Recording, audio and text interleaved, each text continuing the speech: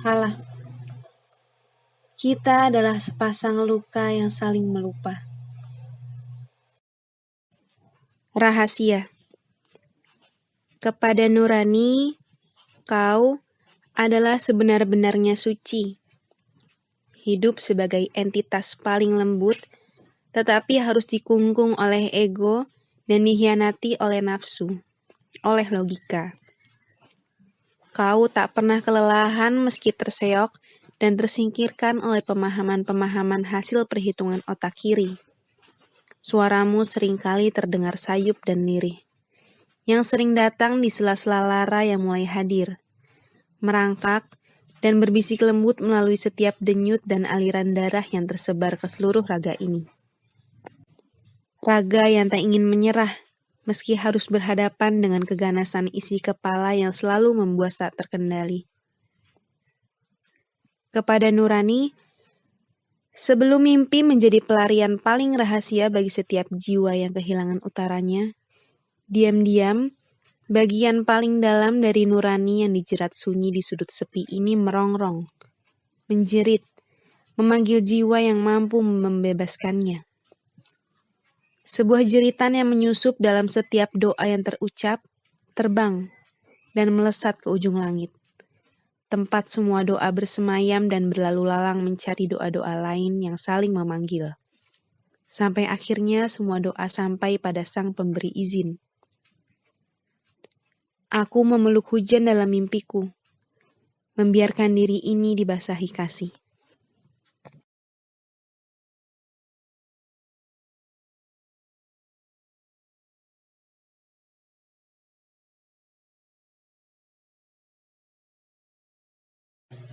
Setiap hari kakiku merelakan langkahnya dikuasai oleh nurani yang menjanjikan sebuah dermaga.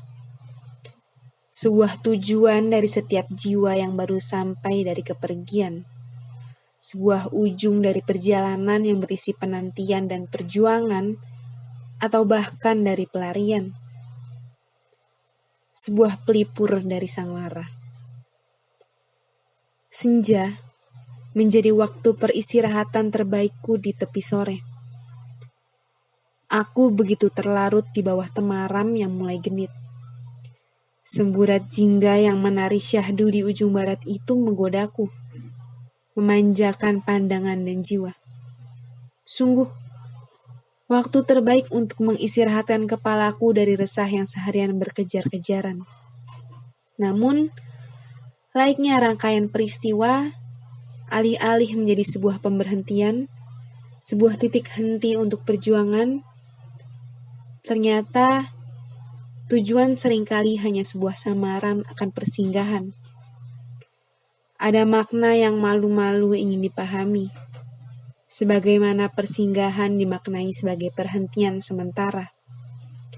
Kepingan tujuan dari rangkaian tujuan yang lebih besar.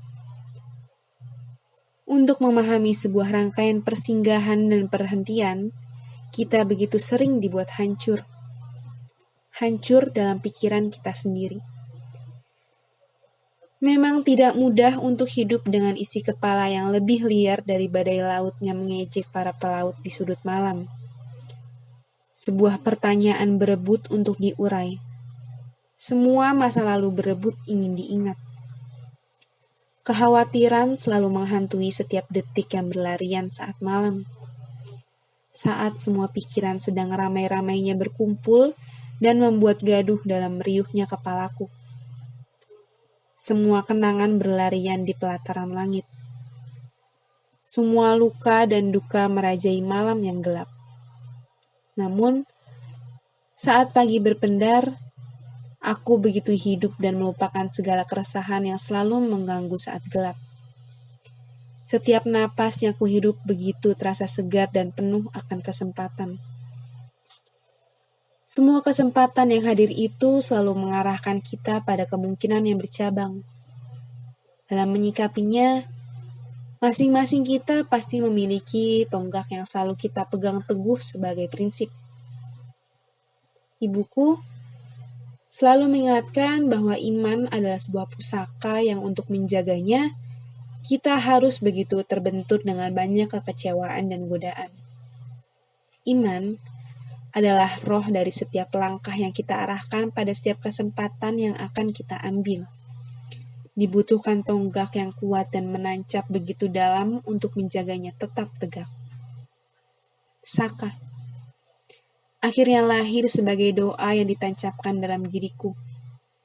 Lahir dari harapan dan mimpi ibu bapak agar kelak aku dapat menjadi sebuah tonggak yang tegak dan teguh. Menjadi sebuah pegangan bagi siapapun yang membutuhkan. Layaknya doa, Tuhan begitu murah hati mengabulkannya. Doa tersebut terkabul dengan takdir yang menjadikan aku satu-satunya anak lelaki dan anak pertama dalam keluargaku. Aku harus menjadi saka dari 3 adik perempuanku. Harus menjadi saka dari ibuku. Harus menjadi saka dari kepergian ayahku. Doa itu begitu menghujam dalam hidupku. Layaknya tonggak, aku adalah saka yang hidup untuk terus dibenturkan oleh hal-hal yang menggoyahkanku. Layaknya iman, semua setan berkonspirasi untuk menyamar dalam ego-ego yang menggoda, merobohkan aku, merobohkan saka. Kita hidup dengan ego masing-masing, tetapi nyatanya kita tidak benar-benar masing-masing. Kita begitu saling hampir dalam segala hal meski kadang tidak dalam satu waktu. Kita begitu saling memberi satu sama lain. Saling membenci, saling mencinta, saling melupa, saling mempengaruhi dan terpengaruh. Seolah semua manusia semua terikat pada suatu rantai yang saling menopang dan mendorong agar ritme dari kehidupan tetap terkendali. Seringkali, jalan yang dilalui berbatu dan terjal, membuat ikatan masing-masing mata rantai saling melukai, hingga akhirnya rusak dan terlepas. Namun, demi hidup yang tak ada pemberhentian, semua mata rantai yang rusak akan terputus harus selalu tergantikan. Mereka yang terlepas dan tergantikan tidak akan hancur dan terlupakan. Mereka akan tetap melanjutkan fungsinya dalam peran yang berbeda. Ibuku adalah sekaligus seorang ayah sejak kepergian bapak. Aku tinggal dengan 3 adik perempuan. Dalam rantai kecil ini, kehidupan keluargaku harus tetap berputar meski ada peran yang hilang. Aku terbentur menjadi lelaki yang mengkonsumsi kasih dan sayang perempuan setiap harinya. Ibuku selalu berpesan bahwa sebagai lelaki, aku mempunyai peran untuk menjaga keagungan perempuan sebaik aku menjaga ibu dan adik-adikku. Merawat dan menghormati hati perempuan selayaknya permata suci dan rapuh yang melahirkan banyak keindahan. Namun nyatanya, aku malah menyakiti perempuan. Lagi dan lagi. Bagaimana bisa seorang lelaki yang tumbuh dalam pangkuan, belayan, dan pelukan para perempuan yang berhati selembut awan, yang ikhlas menjatuhkan diri ke tanah untuk menghidupi banyak jiwa, mampu menyakiti perempuan lainnya? Nurani selalu penuh rahasia, menyeretku dalam penyesalan-penyesalan yang terangkai menjadi lukisan yang penuh pemahaman untuk mewarnai semua sudut kanvas. Membentuk landscape yang sempurna akan sebuah rangkaian kejadian untuk aku pahami. Sudah setahun sejak kepergianku dari hidup seseorang. Kali kesekian, aku mengingkari peran yang seharusnya aku penuhi. Aku berhenti memberi kesempatan diriku untuk memaafkan. Memaafkan diriku yang masih saja membiarkan hal itu terjadi. Harusnya, aku tak akan sampai hati untuk melukai, menyeret mimpi seseorang ke dalam ruang pribadiku yang berserakan oleh harapan. Kemudian, aku malah pamit undur diri saat dirinya sedang terlelap nyaman. Saat ruang yang menyapanya, setiap hari ketika dirinya kelelahan tak lagi berpenghuni sebagaimana mestinya. Tak ada aku lagi. Aku yang mulanya menjadi tempat dirinya berpulang, tempat yang aku janjikan akan selalu ada aku, kini menjadi ruang asing untuknya. Melumat semua sejuk dan hangat yang pernah dirasakan. Terasing dalam tempatnya sendiri karena tanpa aku.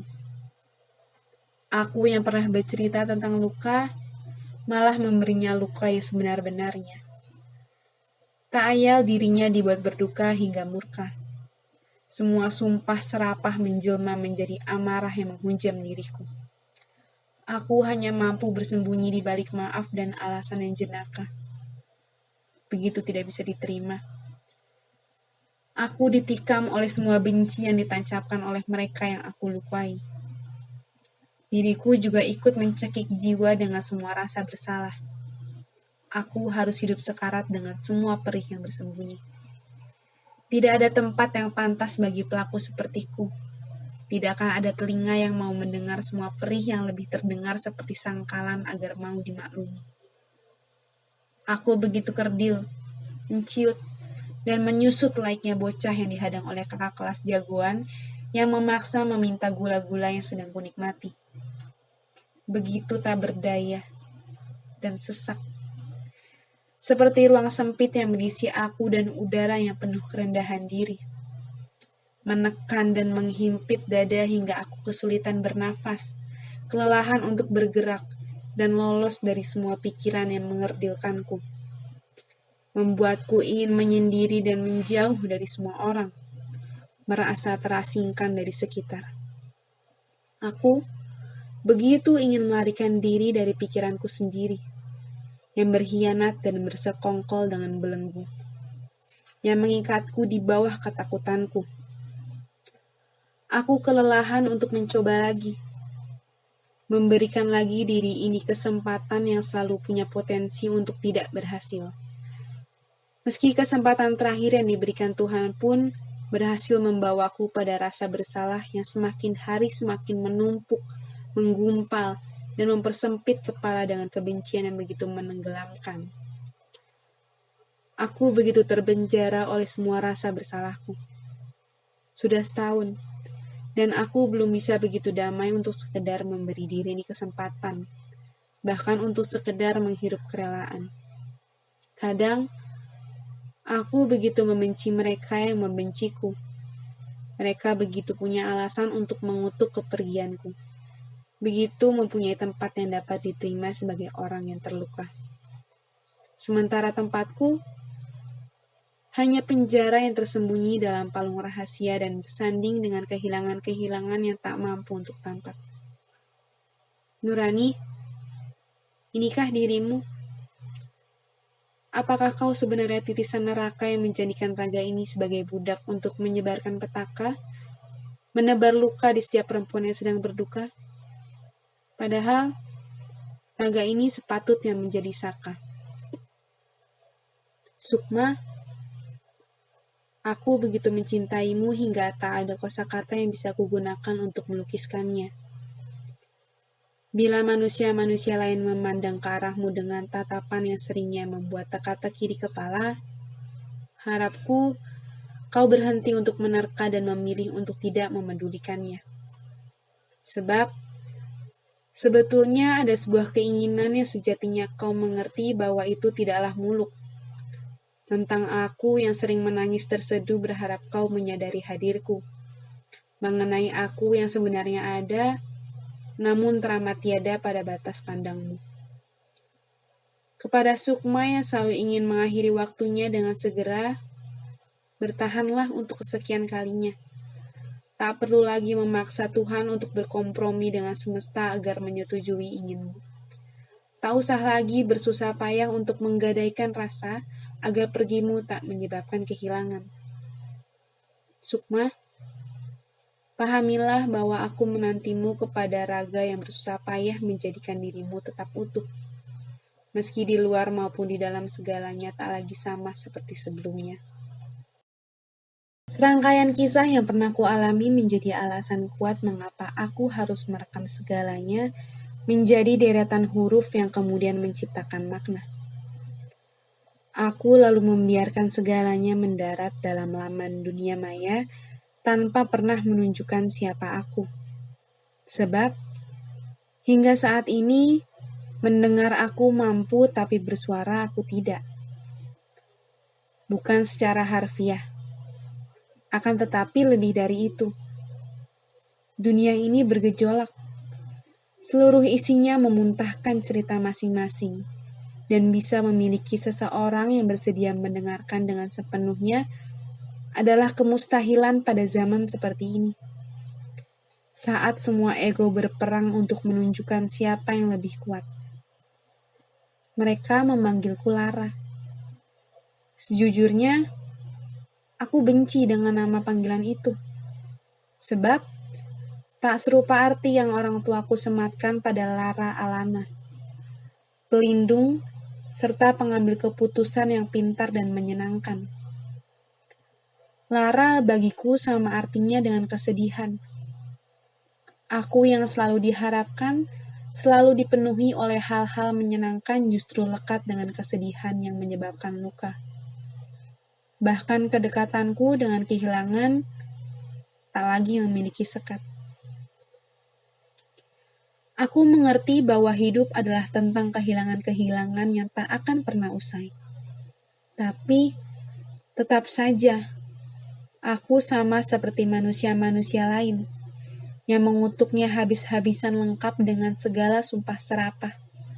Sekali waktu berteriak dalam pekatnya malam, mengapa bertemu jika harus berujung pisah? Mengapa menjadi dekat bila akhirnya tercipta jarak? Aku mengerti, sebuah pertemuan yang tercipta sejatinya memang membawa masing-masing persona untuk selangkah lebih dekat dengan sebuah perpisahan. Dalam alam bawah sadar, aku tahu, ditinggalkan atau meninggalkan mutlak akan terjadi. Mungkin iya aku bisa berkompromi dengan hal itu. Tetapi, sayangnya aku belum akrab dengan waktu yang seringnya mengambil kendali atas sebuah kehilangan. Sejak berumur tidak kurang dari 5 tahun, aku dipaksa menjadi kuat menghadapi perpisahan pertamaku. Saat kedua orang tuaku memilih berpisah.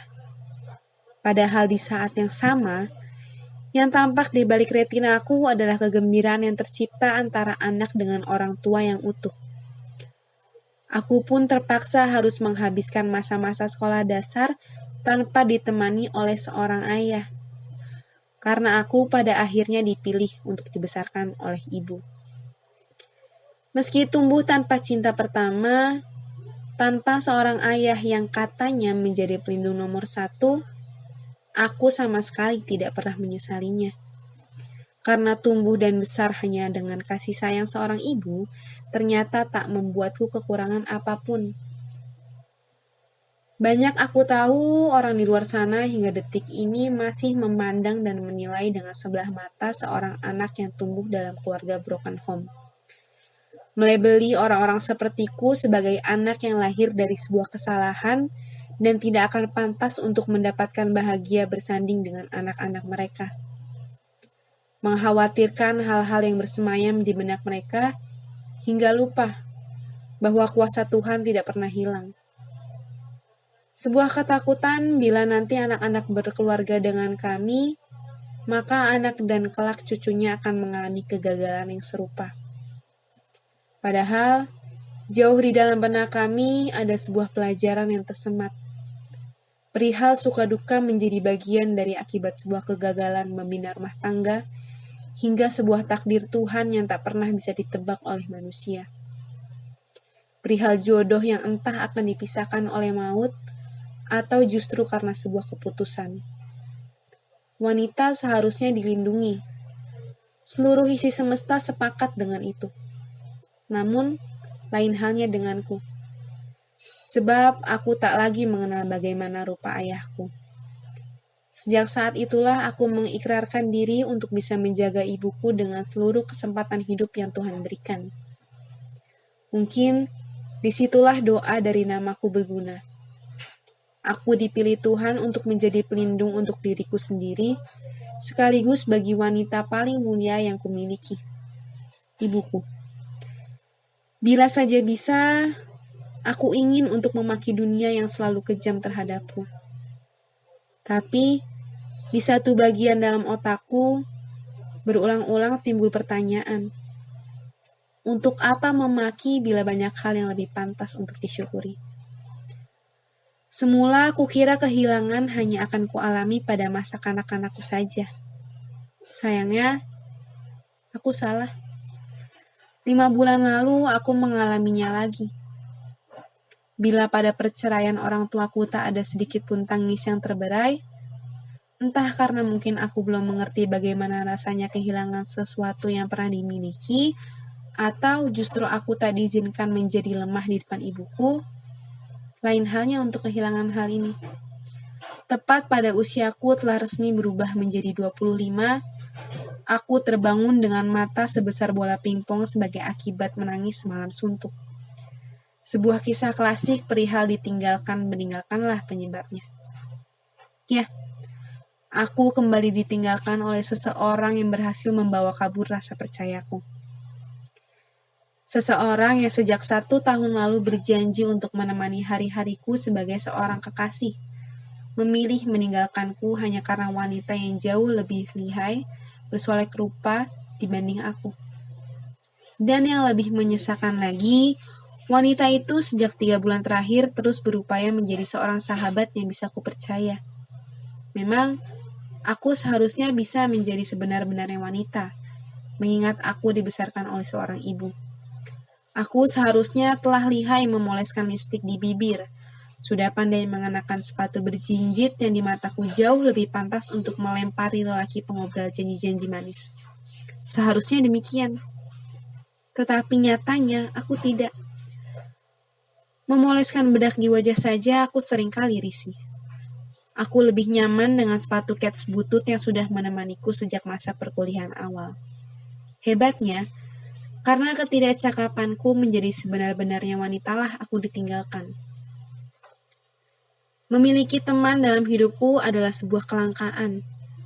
Aku bisa ditemukan asik bercakap dengan banyak orang, bergaul dengan siapa saja tanpa pernah mempermasalahkan suku, agama, ras, strata sosial, atau gender seperti yang sering diributkan di negeri ini. Aku memiliki teman yang tak sedikit, tapi yang sebenarnya menjadi teman mungkin hanya hitungan jari. Sudah kubilang sejak awal, aku jarang sekali bersuara, bahkan mungkin tidak bisa. Tapi, sekali aku membiarkan suaraku terdengar, segala kuasa atas diriku kuberikan dengan cuma-cuma. Menjadi aku tidaklah menyenangkan, yang tiap sepertiga malam terakhir harus dibunuh oleh akal sehatnya sendiri. Yang di setiap tarikan nafasnya harus mengalahkan rasa pesimis yang selalu mendominasi diri. Bagaimana aku mengubur beberapa impianku demi menyelamatkan perut yang butuh diisi oleh makanan? Bagaimana seorang aku rela meredam ego mati-matian hanya agar orang-orang yang kusayang tak mengalami kehilangan seperti yang kurasakan? Meski pada akhirnya kembali harus aku yang merelakan diriku dipeluk pilu karena kepergian. Pagi ini, hujan menggantikan air mataku yang sudah habis. Aku merenung di atas tempat tidur. Akalku terus bersawala dengan diriku sendiri. Kebaikan demi kebaikan terus aku berikan pada orang-orang di sekitar. Tapi, apa yang kemudian kudapatkan? Tak lain dan tak bukan adalah pilu yang munculnya bertubi-tubi. Mungkin benar, kebaikan tak seharusnya meminta timbal balik. Tak semestinya diperhitungkan. Tapi, bagaimana jika segalanya sampai di ujung harapan? Bagaimana jika segala rasa habis ditelan luka-luka yang disematkan oleh mereka yang memilih pergi? Bagaimana dengan jiwa-jiwa yang ditinggalkan dengan beribu alasan yang cenderung penuh pembenaran? Aku kembali harus rela mengalami kehilangan lagi. Setelah sebuah kehilangan atas lelaki yang mengaku akan setia, yang belum juga usai membuatku katakanlah move on, kini awan hitam kembali menghampiriku. Duka menyambangiku berhari-hari. Aku kehilangan seorang teman yang mungkin bisa disebut sebagai sahabat yang begitu kupercaya sedari usiaku masih 12. Seminggu lalu, ia meninggal dunia karena sebuah kecelakaan. Dan aku sampai pada klimaks pertanyaan yang mengikis kepercayaan. Benarkah bahwa orang-orang yang pergi dengan cepat adalah orang-orang yang baik? Tapi, mengapa justru aku dibiarkan untuk hidup hingga detik ini? Sebegitu tak baikkah aku? Teruntuk raga yang kujatuhi beban atas semua akal dan nurani, masih sanggupkah kau ditinggalkan berkali-kali? Masih bersediakah kau untuk kuhabisi oleh sisa-sisa keyakinan yang kumiliki? Dan teruntuk sukma yang tampaknya mulai terengah-engah, berhentilah berkelana, sebab tak ada lagi tempat untukmu berpulang. Sebab beberapa luka tak mungkin tak bertemakan suka. Teriakan paling sunyi. Kepada nalar, katakan padaku kau tidak bersekongkol dengan intuisi. Sebab setelah semua yang kau perbuat, kau tidak begitu terasa seperti nurani. Kau lebih akrab dengan ego yang menjanjikan semu. Kepada nalar, kau seringkali menghakimi, merasa paling adil, padahal kau sedang ketakutan. Kau hanya tak kuasa akan kemungkinan-kemungkinan yang tak mampu kau perhitungkan. Sesaat setelah otak kiri mengalkulasikan semua kemungkinan. Dan yang kau dapati adalah semua kemungkinan yang tak terhingga. Kau hanya membuat dalih dan sangkaan atas jawaban yang tak mampu kau kuasai. Pada nalar, berhentilah menjadi pengecut. Berhentilah menjadikanku budak dari ketidakmampuanmu mengatasi ketakutan yang berasal dari masa laluku. Aku tahu kau peduli. Namun, jangan bertahan hidup dengan membunuh. Aku tak pernah bisa menerima diriku sendiri. Saat semua penolakan dalam diri ini terjadi, pemahaman yang sepatutnya sampai padaku akhirnya bias dimakan ego. Membuatku hanya menikmati sisa-sisa sumpah dan serapah. Nurani semakin lemah digusur oleh murka. Pada saat yang sama, saat semua lara menggumpal dalam tenggorokan, napas yang seharusnya menghirup kenyataan dibuat terdesak oleh ingatan yang melumpuhkan. Aku dibuatnya mabuk. Ingatan ini ulah siapa? Nurani yang mencoba berbisik atau nalar yang nakal? Sambil terseok aku merangkak menopang Saka. Aku tancapkan doa lebih dalam agar tegap aku bertahan. Dalam kepalaku darah-darah berceceran. Aku bertengkar hebat dengan diriku sendiri. Seringnya, nalar menghabisi nurani, dibuatnya babak belur. Bagaimana tidak? Setan-setan ikut mengeroyok nurani. Melihat sang nalar yang begitu palsu, begitu pengecut bersembunyi di balik semua rasa bersalah. Begitu berdalih tidak lagi ingin menyakiti seseorang. Nalar lebih memilih mati menyerah dan membunuh dirinya sendiri. Namun di saat nurani hancur lebur, nalar tetap begitu berbelas kasih kepadanya. Jangan sisa dirimu dengan rasa bersalah. Maafkan dirimu. Kau begitu pantas untuk mencoba lagi dan lagi. Aku tahu kau akan dipenuhi luka, dihabisi oleh kekecewaan yang mungkin kau perbuat sendiri. Namun, di balik itu semua kau bertambah bijak. Aku bertambah kuat. Kita sepatutnya menjadi sepasang saka yang saling menopang, bukan? Bisik sang nurani dalam palung sukma yang paling rahasia. Mereka yang ditinggalkan begitu yakin, yang berteman dekat dengan kekecewaan, begitu menghakimi bahwa yang benar cinta tidak akan meninggalkan. Jika nantinya akan pergi, mengapa menjanjikan tinggal? Tanya mereka yang merasa benar. Apa mereka yang mengagung-agungkan janji akan tetap tinggal saat dirinya koyak dihabisi oleh kenyataan yang memaksa mereka untuk pergi? Atau mereka hanya akan memanipulasi kenyataan, memainkan peran yang licik, dan menyamar menjadi korban? membuat dirinya seolah-olah terluka karena tidak berani mengambil keputusan yang tidak diinginkan. Karena menjadi orang yang memutuskan pergi seakan adalah peran yang begitu pengecut, begitu egois, karena tidak mampu menerima kenyataan yang pahit. Begitu egois, karena tidak mampu menerima kekurangan. Begitu lemah, karena tidak memilih pergi mencari yang baru, daripada memperbaiki yang dimiliki. Seandainya bisa, ingin rasanya bertukar tempat. Bagaimana jika mereka akhirnya harus memutuskan pergi, aku saja yang ditinggalkan?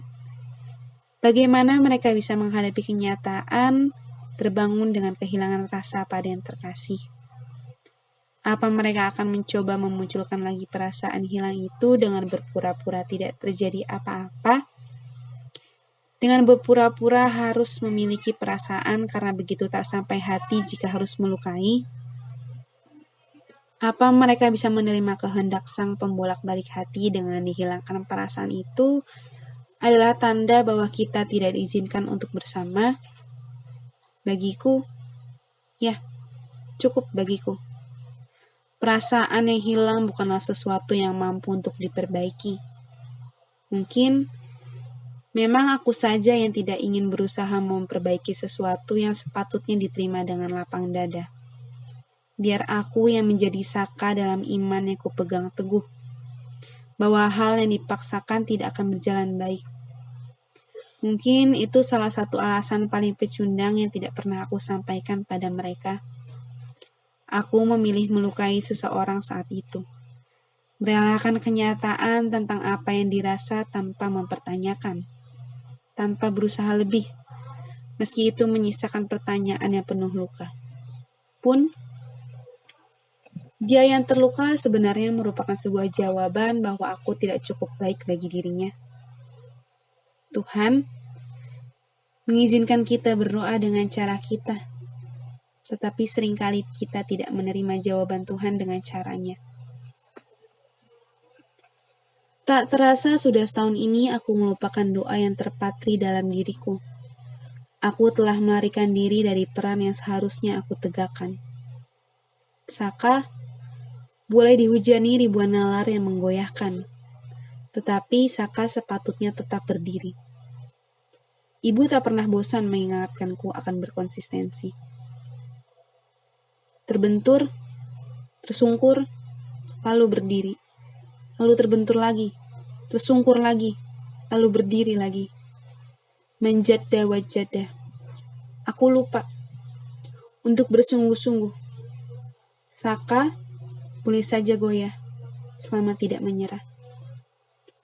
Aku hanya perlu terus mencoba, bukan? Aku hanya menjadi pengecut jika akhirnya berhenti percaya pada nurani, pada diriku sendiri.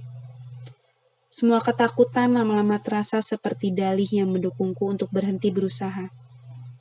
Karena sepatutnya, semua kesalahan dapat membuatku lebih paham dan lebih hati-hati dalam melangkah. Dapat melahirkan pemahaman yang lebih bijak. Maka dari itu, aku akan membiarkan diri ini membuka lagi kesempatan yang baru, yang bisa saja membawaku pada kemungkinan yang sama. Harus memilih pergi. Namun, layaknya Saka, aku harus tetap tegap pada kenyataan-kenyataan yang tergoyahkan. Yang tak pernah tampak adalah keinginan untuk memaafkan diri sendiri. Tetapi yang tampak ternyata hanya sebuah permainan percobaan. Bagaimana mereka yang lelah terluka, bukankah mereka juga mencoba? Membuka hati, kita sama-sama mencoba. Lalu, mengapa begitu mengutuk seseorang yang sedang mencoba? Teruntuk amigdala, aku sering menyalahkanmu karena telah membajak segala reaksi yang kulontarkan atas sebuah aksi terhadapku. Aku sering menuntut pertanggungjawabanmu atas apa-apa yang kuanggap sebagai sinyal palsu darimu. Aku sering membencimu, sebab kukira kamulah yang menjebakku dalam perasaan bersalah akan masa lalu, bahkan ketakutan mengenai hari esok. Amigdala, mungkin tak seharusnya aku melakukan itu lagi. Tak sepantasnya aku terus-terusan menjadikanmu kambing hitam untuk semua permasalahanku. Bahkan seharusnya aku mulai belajar untuk memahamimu. Belajar untuk mulai menyikapi dengan lebih bijaksana seluruh sinyal-sinyalmu. Dan tidak perlu selalu dalam waktu yang teramat cepat untuk membalas suatu aksi. Amigdala, terima kasih. Sebab atas rasa ketakutan-ketakutan yang kumiliki ini masih melingkupi, aku tahu dirimu masih berfungsi sebagaimana mestinya. Dan tak sepatutnya aku menyalahkanmu atas apa-apa yang berkaitan dengan emosiku. Karena seluruh emosi ini semestinya berada pada genggaman kendaliku. Hingga saat ini, hingga usiaku 25 tahun, hingga kehilangan yang bertubi-tubi ku alami, aku masih seringkali bertanya, perlu berapa banyak lagi kesedihan yang harus kurasakan demi menebusnya dengan bahagia? Apa pada hakikatnya bahagia memang sesusah itu untuk dibiarkan berdampingan dengan manusia-manusia sepertiku, yang imannya seringkali goyah bila dihantam kehilangan, yang ibadahnya juga belum sepenuhnya sempurna. Sebagian besar rasa kehilanganku memang sebab ditinggalkan. Entah karena takdir kematian yang menjemput, entah karena perpisahan yang dipilih, atau mungkin juga karena pergi telah mendapat jawaban bahwa aku bukanlah yang terbaik untuk bisa dibersamai. Ya, mereka-mereka yang akhirnya pergi meninggalkanku selalu saja bisa memberi alasan, yang bagiku hanyalah sebuah pembenaran, bahkan pemakluman yang harus bisa untuk aku sepakati. Sungguh, terkadang aku tak habis pikir, bagaimana rasanya melupakan segala kenangan begitu saja. Bagaimana rasanya beranjak pergi tanpa pernah menoleh, lalu kembali mengukir kisah baru tanpa sedikit pun berkata maaf telah melukai. Bagaimana bisa seperti itu? Sedang untuk menyahkan bayangan rasanya butuh waktu yang tak sebentar. Kadang ingin sekali aku bertukar posisi dengan mereka-mereka yang memilih pergi meninggalkan. Ingin mencicipi bagaimana rasanya menjadi dia yang bisa dengan tega pergi begitu saja saat seseorang sudah menjadikannya rumah, bahkan menaruh percayanya dengan teramat. Mungkin bagi mereka yang meninggalkan penilaianku ini hanya sepihak. Hanya sebab aku ingin dunia memahamiku sebagai pihak yang terluka. Mungkin saja mereka juga sebenarnya terluka, atau bahkan di balik keputusan mereka memilih pergi, ada alasan-alasan yang sebetulnya tidak pernah aku ketahui. Bisa saja alasannya memang yang terbaik untuk semuanya. Tapi, peduli apa? Yang aku tahu bila ditinggalkan rasanya lebih dari sekedar menyesakan, bahkan lebih sesak dari mereka yang memilih meninggalkan. Aku paham bahwa di antara stimulus dan respon, terdapat sebuah ruang untuk aku bebas menentukan sebuah sikap yang kuambil atas sebuah kejadian. Tapi sayang, pikiran irasionalku kerap kali lebih berkuasa. Pada sepertiga malam yang tak pernah ramai, di tengah kekhusyuan dalam beribadah, aku lebih sering kali dihabisi akal sehatku sendiri. Aku yang berulang kali berteriak, aku benci menjadi aku di setiap hela nafas. Aku benci bila selalu ditinggalkan. Aku benci dengan seluruh dunia yang tak pernah memberikan kesempatan untukku bahagia dalam jangka waktu yang lebih lama. Dalam sunyi yang mencekik, akhirnya aku harus mengaku kalah bila sudah demikian. Kemudian di esok hari, aku pun terbangun dengan kondisi fisik yang tak bisa lagi dikatakan bugar. Seolah hidup tetapi tak memiliki jiwa. Atau mungkin memiliki jiwa, tapi tak ingin lagi hidup. Aku selalu didominasi oleh rasa pesimis.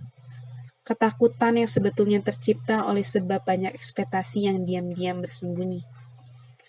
Ketakutan yang bermula sejak media sosial mulai menjadi konsumsi semua orang, termasuk aku. Benar ternyata. Bila diri ini tak sanggup untuk ikhlas menerima segala ketetapan darinya, maka akan banyak sekali hal yang membuatku kemudian membanding-bandingkan kehidupan serta pencapaianku dengan orang lain. Semisal, aku yang kerap iri ketika beberapa kawan SMU sudah bisa melanglang buana ke sana sini. Aku, untuk keluar Jakarta saja masih sulit. Diizinkan jika tak ditemani ibu. Banyak sekali keterbatasan yang akhirnya selalu membuat aku merasa tak cukup pantas untuk sekedar dilirik siapapun. Menggantungkan cita-cita saja, aku sudah kepalang tak ingin. Apalagi untuk sekedar berharap bisa menggapai beberapa mimpi.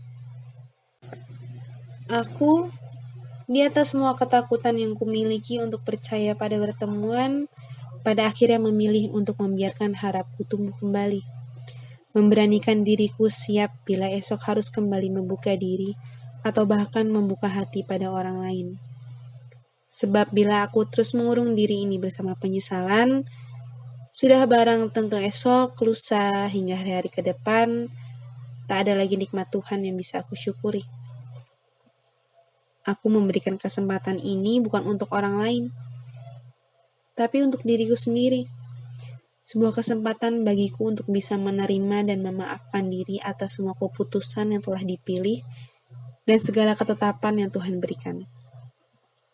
Lara, semestinya dirimu bisa menjadi pelipur untuk mereka-mereka yang sedang berduka. Hal itu yang terus kuulang-ulang hingga kemudian menjadi sebuah kepercayaan.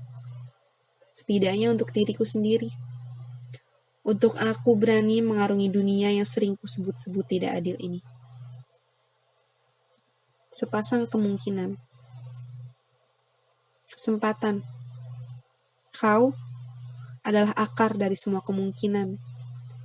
Kau dan semesta bersekongkol dalam menciptakan konspirasi yang jenaka, yang seringkali membuatku menggelengkan kepala.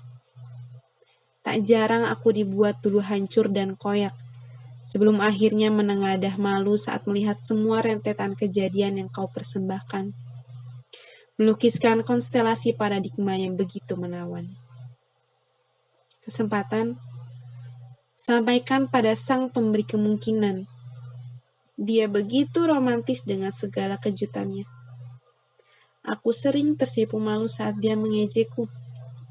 Dengan semua caranya mengabulkan doaku. Semenjak aku membiarkan diriku untuk lebih menerima semua kejadian sekaligus kesalahan yang telah aku lakukan, aku menyibukkan diri dengan semua kegiatan yang menyenangkan. Kegiatan-kegiatan yang sudah aku tinggalkan sejak keputusanku meninggalkan dan melukai seseorang yang begitu menyayangiku setahun lalu. Aku menyibukkan diri dengan aktif mengikuti kegiatan komunitas fotografi. Saat semua rasa yang tak mampu aku sampaikan dengan diksi terbatas, saat semua ucapan dari barisan kalimat tak punya daya untuk bercerita. Sebuah lukisan cahaya yang kuambil melalui kameraku mampu membantuku untuk menyampaikan pesan dengan bahasa yang implisit. Seperti kejujuran yang malu-malu bersembunyi di balik paradigma-paradigma yang melihatnya. Setiap potongan gambar yang diabadikan mempunyai roh tersendiri yang begitu jujur. Semua gambar yang kuambil seolah bercerita melalui bahasa yang hanya dimengerti oleh masing-masing nurani yang melihatnya. Seperti sebuah percakapan hutan dengan angin. Mereka begitu mesra dan syahdu. Saat dedaunan yang menari terbawa alunan angin yang berhembus, menggelitik dan merayu untuk bersenda gurau. Aku begitu nyaman duduk atau tertidur di bawah pohon yang rindang. Hutan dan angin itu terasa seperti begitu ramah akan kehadiranku, mempersilahkanku untuk menikmati hubungan mereka yang begitu selaras. Naluri saja tak berhenti berbisik untuk bertahan dan memintaku percaya padanya, pada kesungguhan hati paling suci dari manusia. Nuranilah yang menyimpan semua rahasia akan peranku sebagai lelaki yang dititipi doa bernama Saka. Aku telah menyimpan banyak gambar yang kuambil saat melakukan perjalanan keluar kota atau mendaki gunung. Semua hutan begitu hijau dan segar untuk kuabadikan. Stasiun yang selalu menjadi titik kepergian dan kepulanganku pun begitu syarat akan kejadian-kejadian yang dapat kuabadikan. Sudut-sudut kota dengan hampir semua jalan yang kuterapaki mempunyai memori tersendiri. Juga jendela-jendela dari sebuah bangunan. Bagiku, jendela seperti mata. Ia mampu meneropong apa yang tersembunyi di baliknya. Seperti jendela di kamarku. Tempat tidurku menghadap ke jendela yang mengarah ke timur langit, selalu membangunkanku dengan warna orange yang begitu halus. Diam-diam mengelus pipi dan mataku untuk segera menikmati keindahannya. Segera saat telah terbangun, aku mengambil kamera dan kuabadikan jendela tanpa tirai dalam kamarku yang hampir setiap hari memberikanku kejutan dengan warna matahari pagi yang selalu berbeda, tetapi konsisten untuk tetap indah. Dulu aku sering sekali berandai-andai untuk dapat menuliskan semua perasaan yang hidup dalam gambar tersebut, menyampaikan semua pesan dan rahasia di dalamnya. Karena rasanya aku begitu egois jika semua cerita dalam gambar tersebut kusimpan sendiri. Ingin sekali aku membagikannya dan membuat blog yang isinya tentang cerita dari semua gambar yang kuambil. Namun, apa daya? Aku tidak begitu mahir dalam bercerita melalui tulisan. Begitu jari ini menari di atas keyboard laptop, rasanya masih saja barisan kalimat yang terbentuk tidak begitu sempurna menceritakan semuanya. Namun, ternyata Tuhan diam-diam telah merencanakan kejutan untukku. Terang-terangan mengabulkan keinginanku. Tuhan yang maha romantis dengan segala kejutannya. Komunitas fotografi ternyata akan membuat pameran. Sebuah pameran yang jarang sekali kutemui di kota ini. Pameran yang selalu menjadi mimpiku yang menampilkan gambar-gambar yang diambil oleh hampir semua anggota komunitas. Tidak hanya itu, komunitas fotografi yang akan mengadakan pameran tersebut ternyata berkolaborasi dengan komunitas menulis. Teman-teman dari komunitas menulis yang akan membuat cerita dari gambar-gambar kami. Aku dan teman-teman lalu diminta untuk menyiapkan 1-2 foto untuk diberikan kepada anggota komunitas menulis. Semua anggota komunitas menulis pun bebas dan acak memilih beberapa gambar milik kami, lalu membuat tulisan tentang gambar tersebut. Aku begitu bersemangat sekaligus kebingungan. Dari ribuan gambar yang sudah aku sortir menjadi ratusan, aku menyortir lagi menjadi puluhan sampai belasan. Hingga akhirnya terpilihlah 2 gambar yang akan aku berikan ke panitia penyelenggara untuk nantinya diserahkan ke anggota komunitas menulis. Saat sedang memperhatikan satu persatu hasil jepretanku, 2 gambar yang akhirnya menjadi pilihanku membuatku ingin menatapnya berulang-ulang. Aku mencoba memahami 2 gambar itu hingga beberapa lama, sebelum aku akhirnya serahkan ke panitia.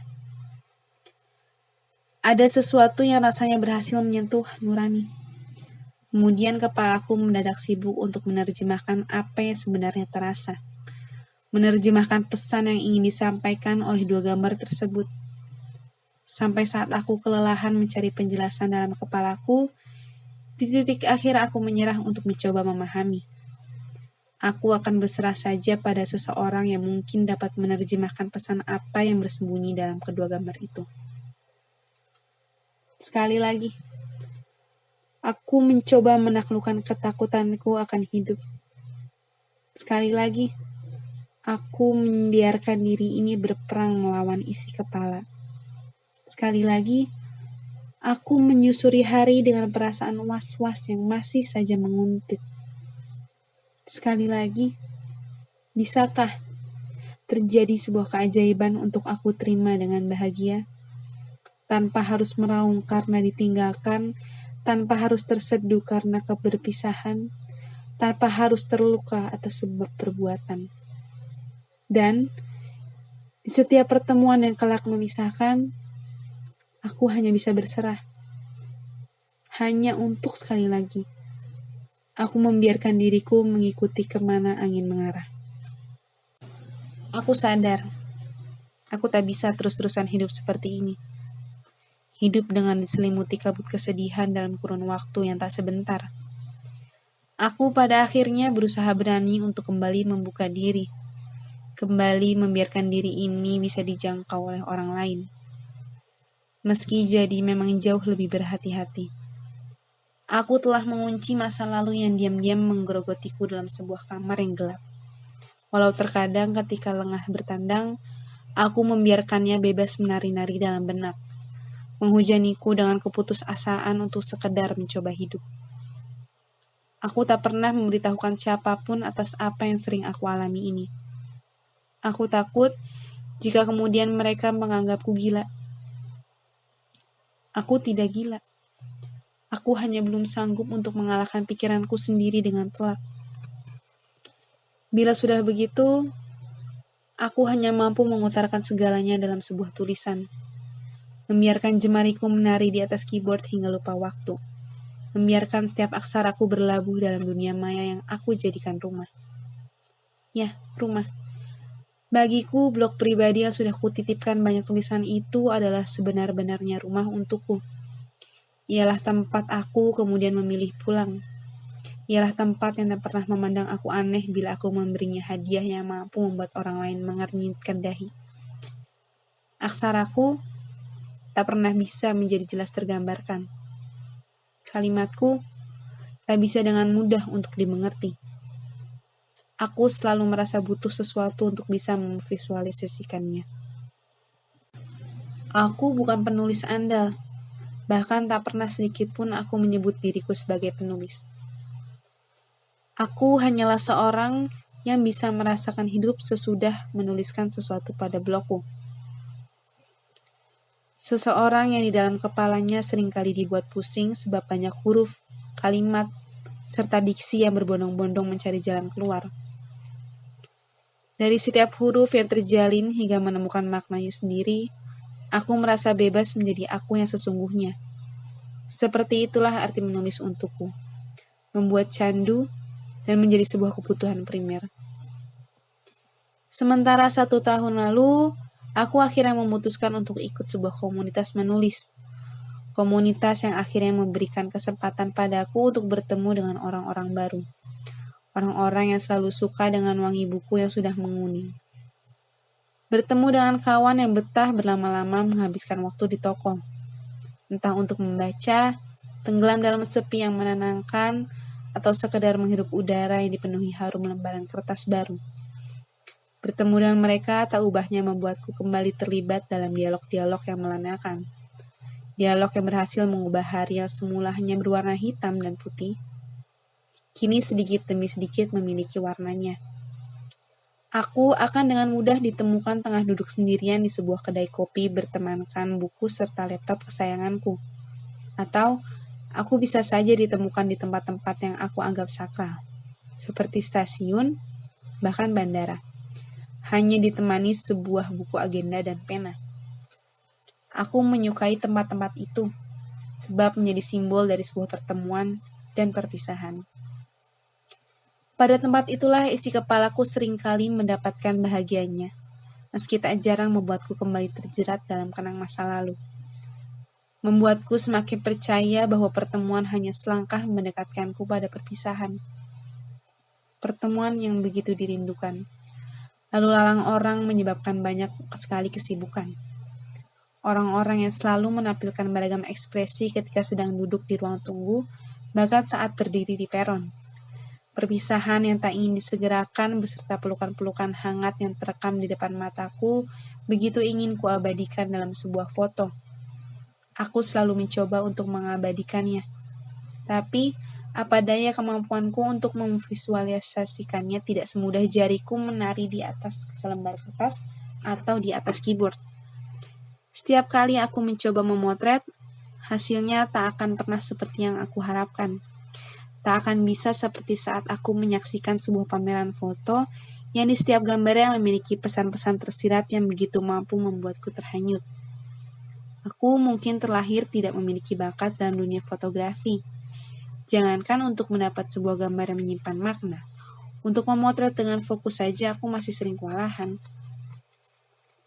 Bila writing blog memenjarakanku, aku kerap ketagihan berselancar di dunia maya. Mencari-cari 1-2 foto yang terkesan hidup, lalu membiarkan diri ini tenggelam. hingga akhirnya lahirlah cerita-cerita dalam kepalaku. Ya, sebuah potret memang dapat membebaskan aku dari kukungan writing block.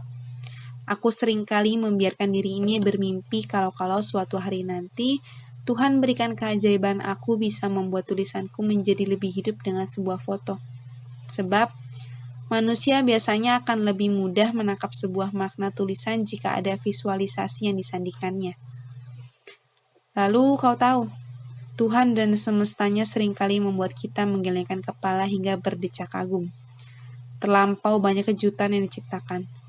Bahkan, belum usai menit berganti, hal-hal yang dikiranya hanya berakhir menjadi mimpi justru mewujud dalam kenyataan. Hari ini aku merasakannya. Lagi. Tepat di hari aku mendapat kabar bahwa komunitas tempatku bernaung akan berkolaborasi dengan komunitas fotografi. Komunitasku akan membantu pameran yang diselenggarakan komunitas fotografi itu di salah satu kedai kopi di kota Bandung. Dan kami sebagai orang-orang yang dikenal lihai memainkan aksara, diminta untuk memilih 2 gambar yang bebas untuk diinterpretasikan dalam sejenis tulisan apapun. Sebuah kesempatan yang kusyukuri hadirnya dengan teramat. Dari dulu, aku terbiasa menggunakan foto-foto yang kutemukan di internet untuk mendukung tulisanku. Tentunya dengan selalu menyertakan sumber foto tersebut. Terkadang ingin sekali untuk bisa berkenalan dengan orang-orang yang lihai dalam mengabadikan suatu momen. Ingin untuk kemudian bertanya hal apa saja yang terpikirkan atau mungkin sedang mereka rasakan ketika sedang mengambil foto-foto tersebut. Karena bagiku, foto dan tulisan itu sama. Apa yang dimaksud oleh si penulis belum tentu sama dengan apa yang ditangkap oleh pembaca. Ya, manusia memang memiliki pola pikirnya masing-masing. Belum tentu karena gender yang dimiliki sama. Maka, apa yang kemudian tercipta pun bisa sama pula. Aku begitu antusias untuk ikut andil dalam acara ini. Tetapi ragu tiba-tiba menghampiri. Aku dibuat bimbang dengan jadwal pameran yang berlangsung selama 1 minggu. Bagaimana mungkin aku bisa berada di Bandung dan meninggalkan segala tugas-tugasku di Jakarta begitu saja? Bagaimana bisa aku melakukan perjalanan sebelum mengantongi izin dari ibuku? Alasan apa yang harus kuberikan untuk mendapatkan izin mengikuti acara yang terhitung mendadak ini? Tapi sebetulnya keraguanku tidak berhenti di situ saja. Aku mendadak menjadi takut jika kemudian salah menginterpretasikan sebuah foto yang telah kupilih. Aku takut jika tak menyampaikan makna dengan tepat seperti pesan yang sesungguhnya tersimpan. 3 hari menjelang waktu pameran pun tiba. Restu dari ibu sudah berhasil kukantongi. Sebuah keajaiban yang berkali-kali membuatku terheran-heran. Ibuku adalah seseorang yang teramat sulit memberikanku izin keluar kota sendirian tanpa beliau yang menemani. Ya, di usiaku yang sudah berkepala 2 ini, ibuku masih saja tak memperbolehkanku melakukan perjalanan bila tak bersamanya.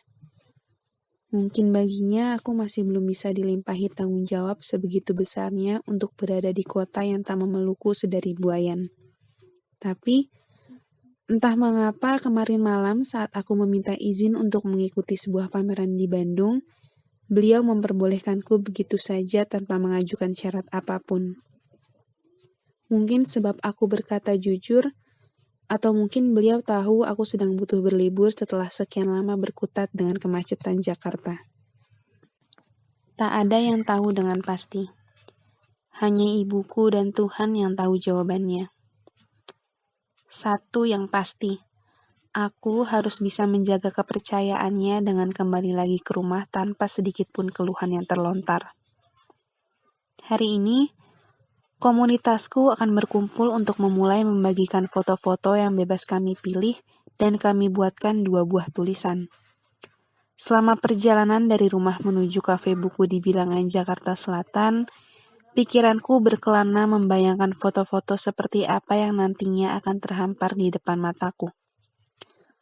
Foto seperti apa yang kemudian berhasil aku pilih dan aku bawa pulang untuk aku utarakan maknanya. Ada cemas yang tiba-tiba merasuk di dada. Namun akhirnya dia kalah ketika senyum mengembang sesaat setelah motor yang kukendarai tiba di depan kafe. Usai memarkirkan motor, aku melangkah masuk dengan ragu-ragu. Mungkin aku belum sempat cerita bahwa komunitas ini benar-benar baru untukku. Semua anggota di dalamnya tak ada yang sedikit pun pernah bersinggungan rotasi dengan kehidupan nyataku. Dari awal bergabung hingga saat ini, yang mereka tahu aku termasuk persona yang tak banyak bicara. Aku cenderung lebih senang mendengarkan daripada harus menjadi pusat perhatian dengan lantang menyuarakan apa-apa yang ada di benak.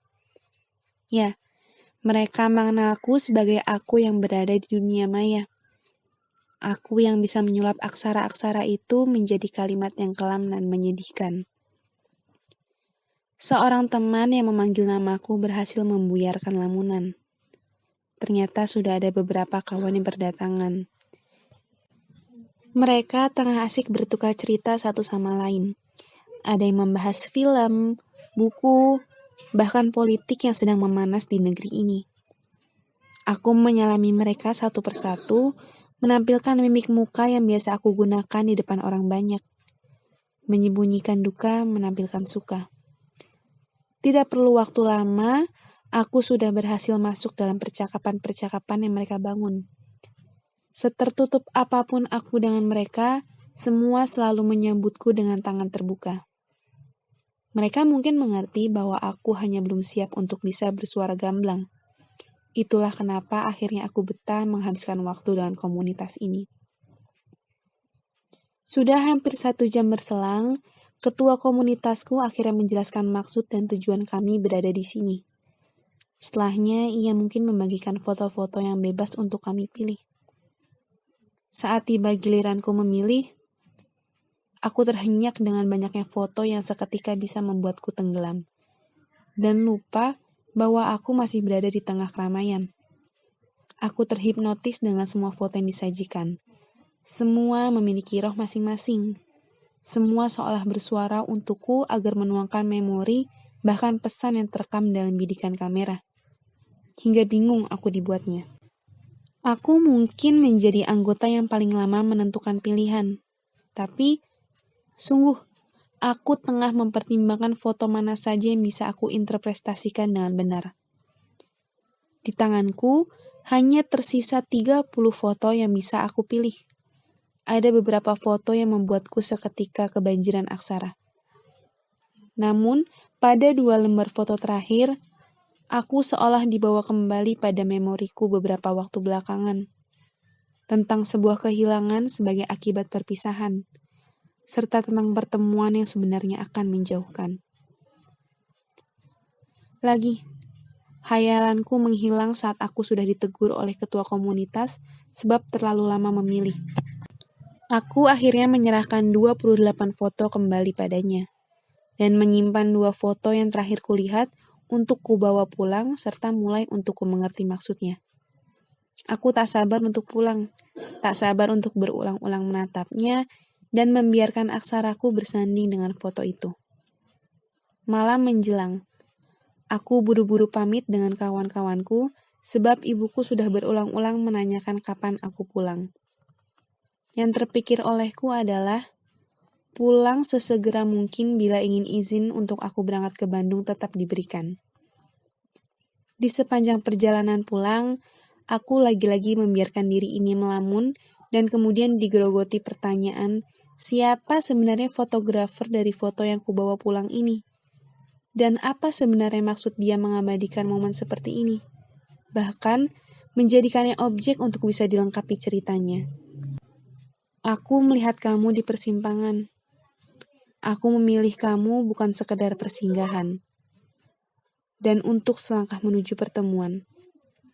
Aku tak akan pernah siap untuk sebuah perpisahan yang tak akan bisa terelakkan. Kesempatan untuk kembali mau menemuimu telah aku tanggalkan semua takut, telanjang tanpa sehelai ragu. Akhirnya, hari penyelenggaraan pameran tiba. Aku begitu tak sabar untuk melihat keramaian acara tersebut. Tempat yang menjadi pilihan untuk acara pameran adalah salah satu coffee shop di Bandung yang memiliki area workshop. Orang-orang yang berkunjung tidak hanya menikmati gambar dan tulisan yang dipamerkan, tetapi bisa sambil menikmati kopi juga kudapan. Setiap sisi dinding coffee shop sudah dipenuhi dengan gambar dan tulisan yang menyita perhatian. Dengan sentuhan interior bergaya industrial Eropa, lampu-lampu kecil ditata sedemikian syahdu untuk memaksimalkan ambience dalam ruang pameran. Aku ikut berpartisipasi ide dalam pembuatan dekorasi pameran. Hal yang menjadi sebuah tantangan tersendiri bagi kami adalah keramaian coffee shop mungkin akan membiaskan perhatian ke pameran. Meski dalam keramaian, kami ingin tetap menyampaikan titik-titik kesunyian di sekitar objek pameran. Saat setiap orang sedang menatap gambar dan membaca tulisan yang ditampilkan, agar setiap rasa yang bersembunyi dalam diksi juga pesan yang ada dalam gambar bisa selaras dan sampai pada setiap mata dan hati yang menikmatinya. Kesunyian mempunyai peran penting dalam sebuah pemahaman dan penerimaan. Mirrorless silver andalanku sudah kumasukkan ke dalam raksak lusuh kesayanganku. Parka hijau dan boots coklat pun sudah siap menemaniku mengendarai Vespa metikku. Tanganku menggenggam handle gas dengan mantap. Sudah lama aku tak pernah sesemangat ini menuju suatu tempat. Seakan aku akan menemui seseorang yang telah lama aku rindukan. Entahlah, terasa seperti akan bertemu dengan kesempatan yang selama ini meninggalkanku. Atau mungkin sebetulnya aku yang meninggalkannya. Meninggalkan kesempatan-kesempatan yang telah Tuhan berikan. Semua panitia yang berpartisipasi diminta untuk datang lebih awal karena masih ada beberapa bagian yang belum selesai dekorasinya.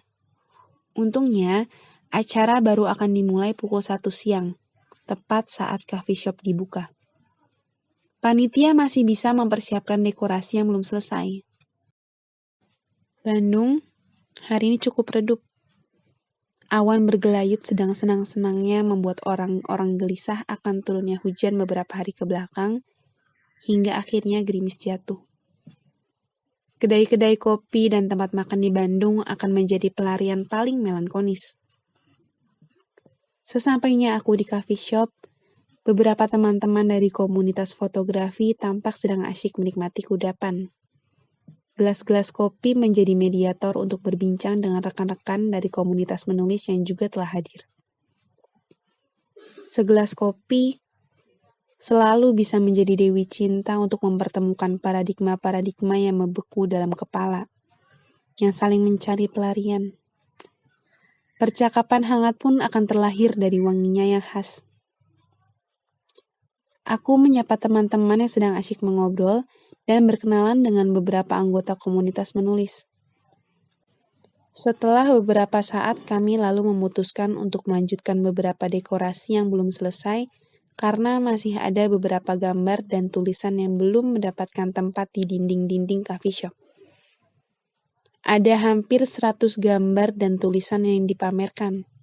Untungnya, coffee shop ini mempunyai kapasitas ruang yang begitu luas, sehingga semua foto dan gambar bisa mendapatkan tempat yang cukup. Lampu-lampu kecil menghiasi hampir seluruh dinding coffee shop.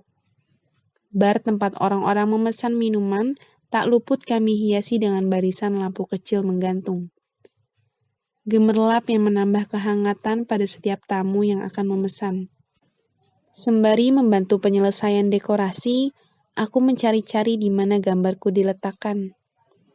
Di hari sebelumnya, aku tidak bisa membantu proses dekorasi karena ada keperluan. Sehingga yang pengerjaannya hanya beberapa orang yang dapat menyempatkan hadir.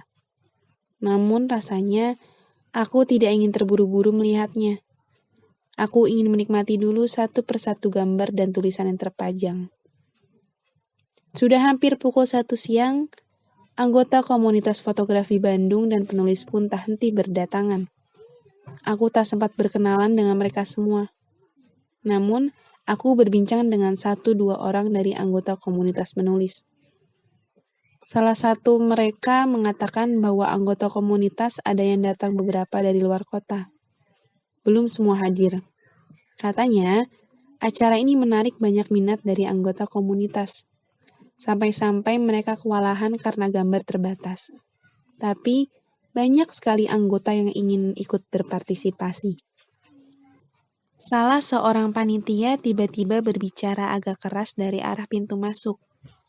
Melihat kami sepertinya sudah menyelesaikan semua dekorasi yang diperlukan, lelaki dengan topi rimba yang memakai kaos Coldplay tersebut memberitahukan semua orang bahwa pameran sudah resmi dibuka dan memohon untuk kerjasamanya agar pameran dapat berjalan lancar selama 7 hari ke depan. Semua panitia dan beberapa barista taurung bertepuk tangan dengan wajah yang riang. Semua panitia kembali terlihat sibuk, saling berbincang dan berkenalan.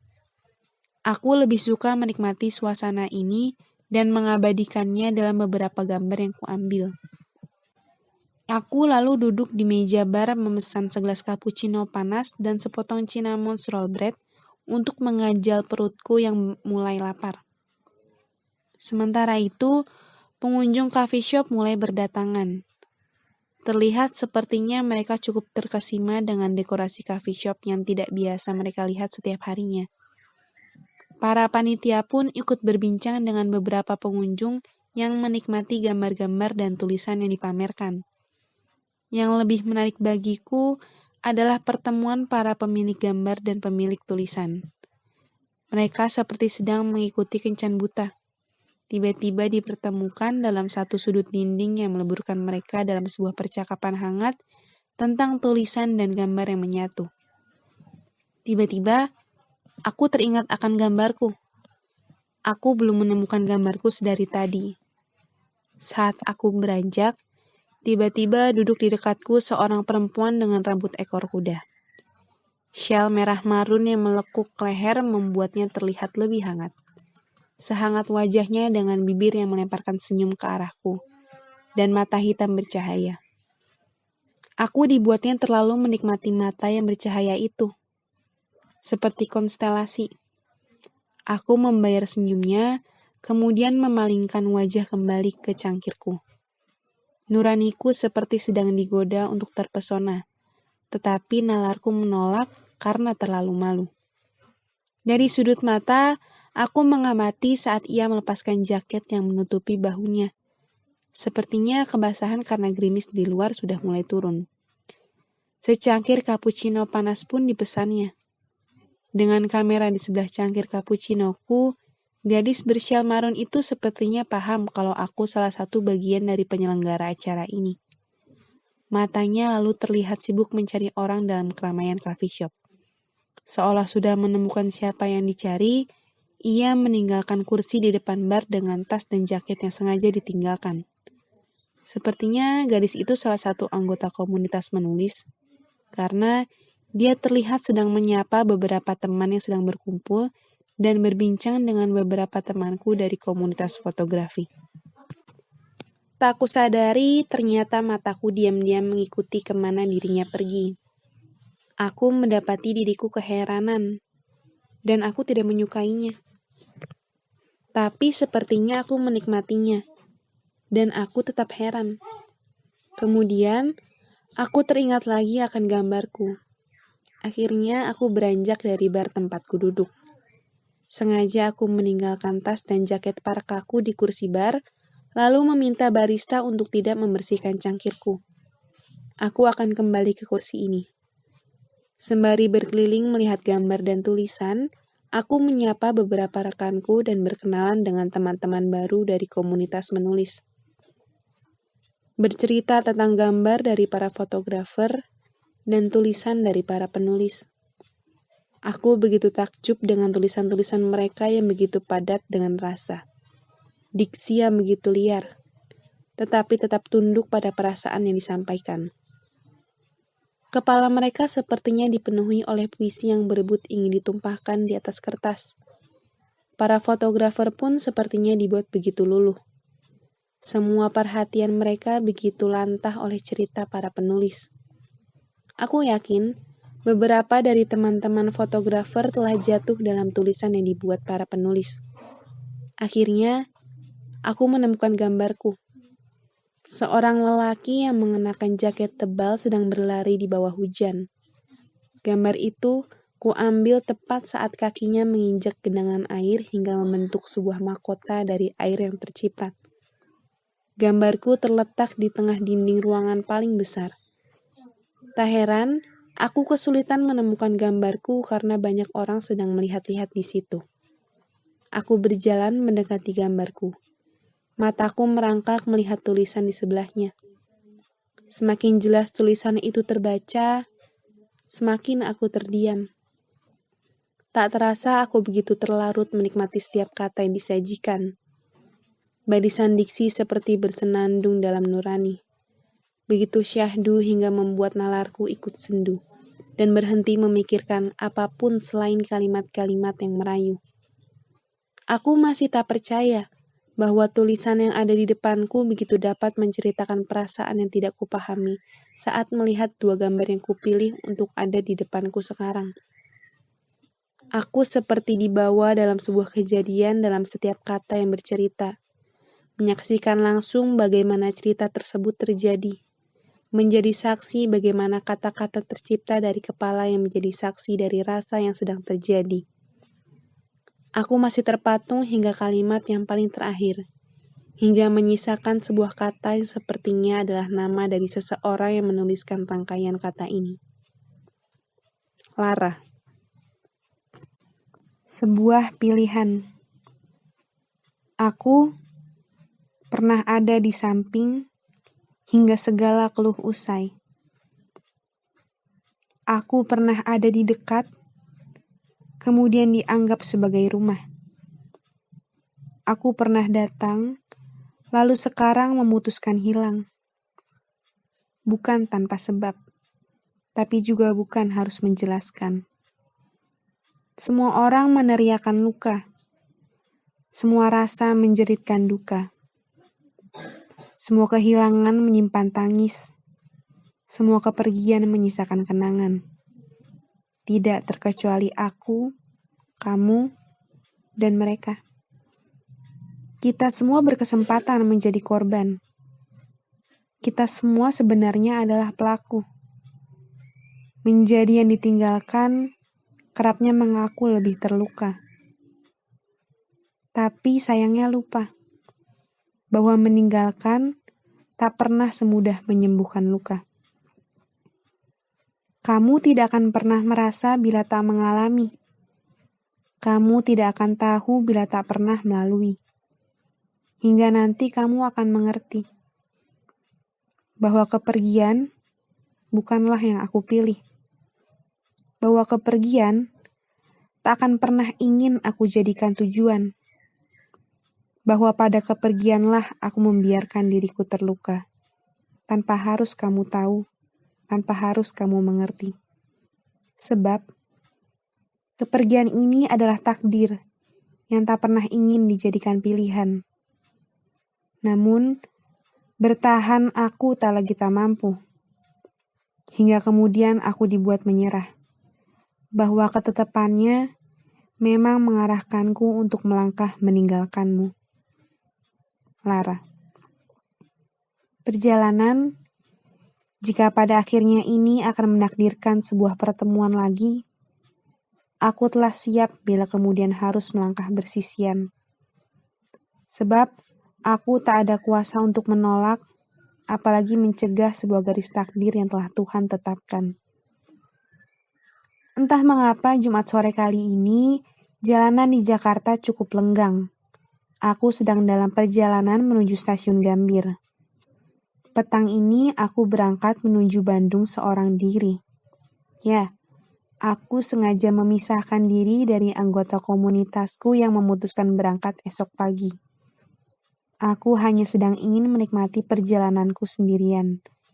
Berdiskusi dengan isi kepalaku sendiri, agar kelak saat pameran berlangsung, dia tak perlu takut berhadapan dengan sebuah pertemuan. Pertemuan yang seringkali aku hindari untuk bisa terjadi. Namun tidak untuk kali ini. Aku menantang amigdalaku untuk bisa berkompromi dengan Sukma. Selama perjalanan, aku selalu menyisihkan waktu untuk menulis di buku catatan.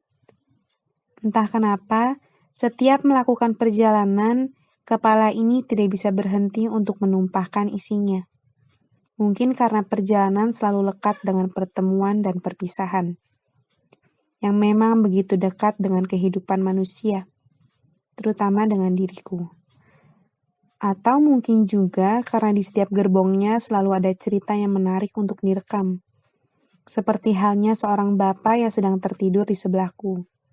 Mungkin beliau sedang kelelahan mengingat ini adalah hari Jumat yang selalu saja padat. Sebab aroma weekend sudah terhirup. Lewat percakapannya yang tidak sengaja ku dengar tadi, beliau berkata bahwa sudah berada di kereta. Beliau hendak pulang ke Bandung dalam rangka membawakan hadiah untuk putrinya yang esok akan berulang tahun.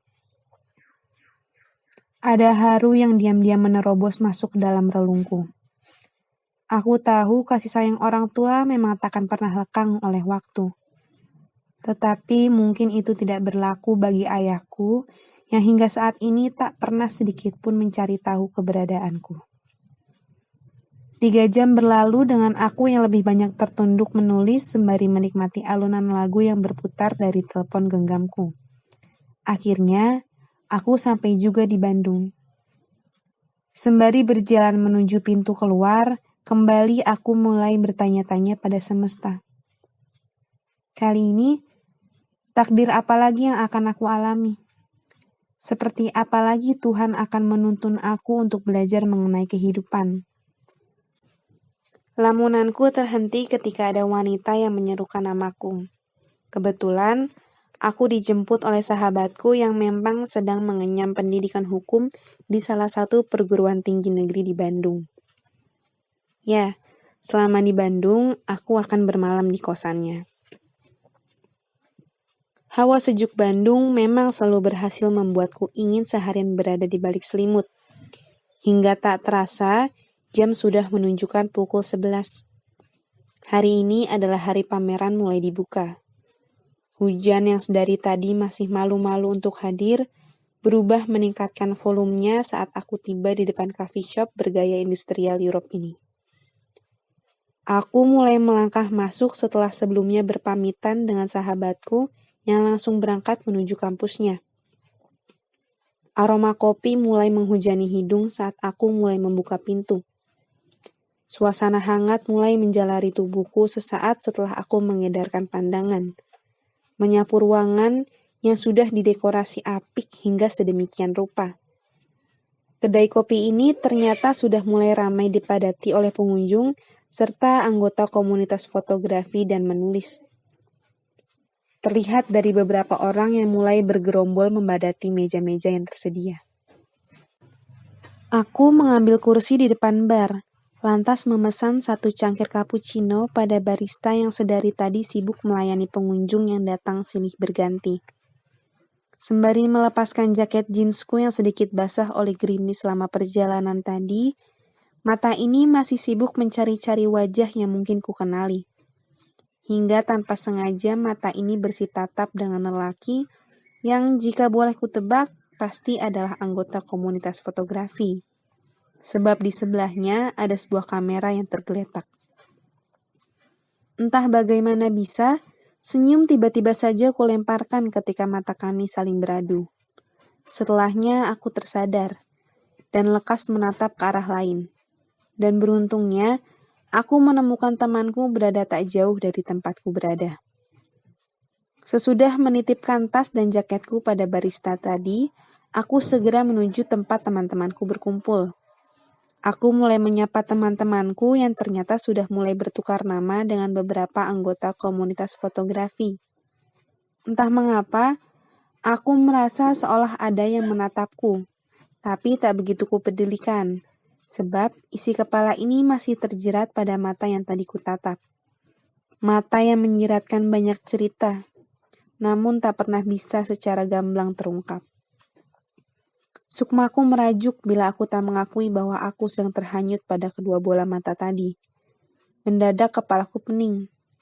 Aku gelisah dan mulai tak suka harus lama-lama berbicara basa-basi seperti ini. Aku memutuskan untuk berkeliling, melihat-lihat foto dan tulisan yang sedang dipamerkan. Sesekali aku menyapa wajah-wajah yang kukenal, berjabat tangan dengan kawan-kawan baru, hingga menikmati beberapa obrolan terkait tulisan dan foto yang ternyata menjelma menjadi satu kesatuan cerita yang utuh. Kemudian aku teringat untuk mencari foto yang kemarin kupilih untuk kubuatkan tulisan. Aku ingin tahu, kiranya foto tersebut kepemilikan siapa. Hingga akhirnya aku menemukan gambar itu berada di tengah dinding ruangan. Lagi-lagi, setiap aku menatap foto ini dengan lekat, aku seolah dibawa oleh perasaan yang berhasil mengaduk seluruh isi hatiku. Aku seperti sedang menyaksikan rentetan peristiwa pada sebuah layar besar di depan mataku. Aku masih terus terhanyut hingga aku menemukan sebuah tulisan yang berisikan keterangan nama pemilik foto ini. Saka.